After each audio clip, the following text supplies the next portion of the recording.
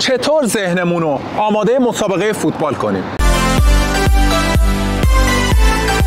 سلام، من محمد سفریان، مربی بدنساز تخصصی فوتبال هستم. خیلی خوشحالم که با یه ویدیو آموزشی دیگه در خدمتتون هستم. امروز میخوام چند تا تکنیک بهت یاد بدم که کمکت میکنه ذهنت آماده مسابقه فوتبال بشه و با استرس کمتری فوتبال واقعی تو بازی کنی. قبل از شروع کار حتما ویدیو رو لایک کن، چون با این کار به من انرژی میدی. و اگه کانالمون سابسکرایب نکردی حتما این کار رو انجام بده، چون من هر هفته توی کانالم مطالبی در مورد بدنسازی فوتبال میذارم که به پیشرفت فوتبالت خیلی کمک میکنه. بدون فوت وقت بریم سراغ کارمون. شب قبل مسابقه یا روز قبل مسابقه پیش دوستا و خانواده‌تون باشید. خیلی از بازیکن‌ها تصور میکنن اگه توی مکان خلوتی دور از خانواده باشن راحت‌تر میتونن تمرکز کنن، در صورتی که این کار کاملا اشتباهه.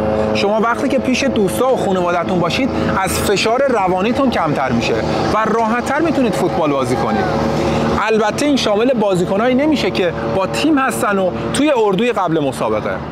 همیشه به علائم خستگی توجه کنید. وقتی که توی تمرین یا بازی‌های درون تیمی تعداد اشتباهاتت خیلی زیاد شد، مثلا شوت، پاس یا دریبل‌های اشتباه زیادی داشتی و بیش از حد نرمال شد، موقعشه که به خودت استراحت بدی. اینجوری با تمرکز بیشتری میتونی فوتبال بازی کنی. حالا نیازی هم نیست که استراحت خیلی طولانی داشته باشید. 2-3 روز استراحت کنید، هم ذهنتون ریکاوری میشه، هم با تمرکز بیشتری میتونی فوتبال واقعی تو بازی کنی.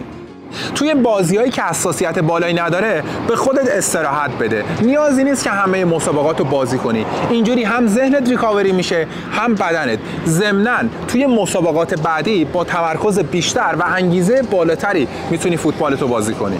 نکته بعدی که هم مربی‌ها باید بهش توجه کنن، هم بازیکنایی که به صورت انفرادی تمرین میکنن، هیچ وقت جلسه تمرینی قبل مسابقتون طولانی نباشه، چون وقتی جلسه طولانی باشه هم بازیکن ذهنی خسته میشه هم بدنی، دیگه توی مسابقه اون تمرکز کافی رو نداره.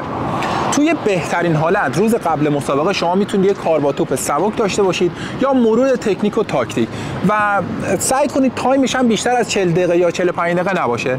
این بهترین حالتشه.